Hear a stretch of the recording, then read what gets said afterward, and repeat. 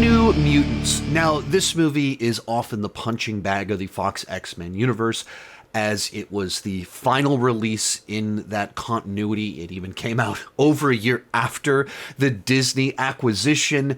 It had a lower budget, has a wildly different tone, and there are a number of just technical issues with the film. But for me, I find this to be the most interesting of the bad X-Men films, and has a little bit more to offer because it is so different, and that's why I have it ahead of the films lower on this list. But like so many of these films, it also had a very troubled production. From the beginning, the director wanted to make kind of this combination of horror film with the X-Men. With this film, the director always wanted to make a horror film set in the X-Men universe, and the studio was always kind of shying away from that. While they were shooting the film, he was always trying to add more elements, and they were always trying to remove those elements from the film. And they were shooting it before the movie It came out and became this big, gigantic hit. Well, It came out and showed there's big demand for horror films. And then they put out the first trailer for the film, and everyone was praising the horror elements of the movie. So the studio was like, actually, we changed our mind. We want you to go back, do a bunch of reshoots, and add back in more and more horror elements. But running parallel to this, all of the stars of the movie became more and more popular or had other commitments. So it delayed getting any reshoots done, as well as the Disney Fox acquisition took place. We had about a year plus of limbo where the Fox Disney merger was happening, where literally nothing happened with the movie at all. So everything got super duper muddled, and the movie's release date kept getting pushed further and further back to do these reshoots. Was there a time where you guys felt like this isn't going to come out? Yeah, for sure. I felt like I have a friend who thinks it's not even real. He's like, that was me.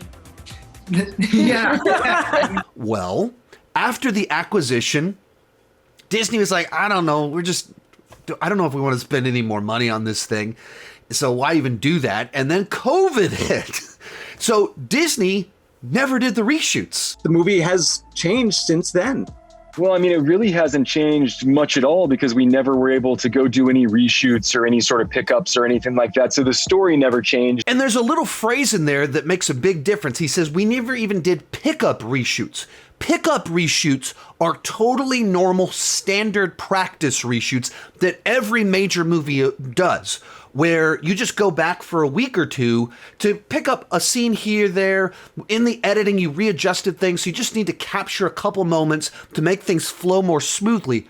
Every major release does that, and every major release schedules that in advance. But because of the weird, troubled production of this film, it never happened, and because some of their actors were so young, they looked radically different by the time they even would have been doing the reshoots, so they never even did pick-up reshoots to fill in the little gaps. They just released the movie that they had shot during principal photography. And for that reason, this movie has more rough edges than you normally find in a big, gigantic studio film. There were no pickup reshoots to sand off all of those edges, and that's why it's an easy target for a lot of the criticisms that people have for it, and they're entirely fair criticisms. As for me, I kind of dug the vibe that the director was going for. He wanted to do an X-Men horror John Hughes film. It really is made for teenagers, about teenagers. And the way John Hughes movies were that you don't really get in movie theaters nowadays. I think that's kind of interesting, and it sort of works in that vein. Not as well as it should have. It needed more horror in the front end and maybe a little bit more John Hughes in the back end to balance things out a little bit. But it was something different and unique, whereas I think the movies lower on this list just feel like generic, big, slick X-Men movies. Lesser versions of other films that we have. This is a rough version of a film that we don't have anything like it.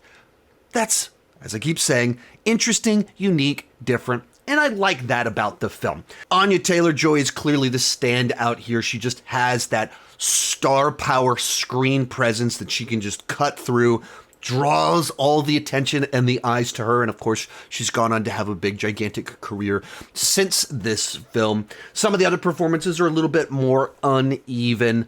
And just in general, you can see places where scenes are cut not quite right, or where they would have done a pickup, where they would have done something to kind of make the movie flow more smoothly, fill in some of the logic gaps in the film. And we just don't know, is that always an issue with the film, or is that because we're kind of watching an incomplete movie? I don't know. Now, rewatching it this past week, we got about halfway through it, and my wife goes, "Wait, this is a movie? I thought this was a TV show." And I think that's one of the biggest and another one of these huge criticisms of the film, is that while it is a big studio franchise movie, it feels very small. It feels very TV. It's in one location. There are some big set pieces, but generally speaking, it feels very small.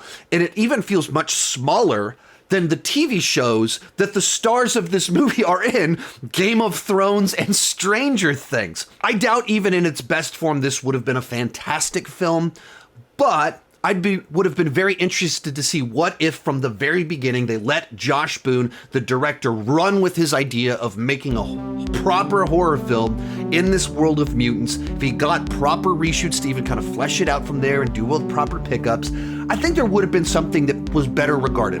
This is in the category of one of the bad X-Men films, but I think it's the best of the bad films because at least it has something new to offer.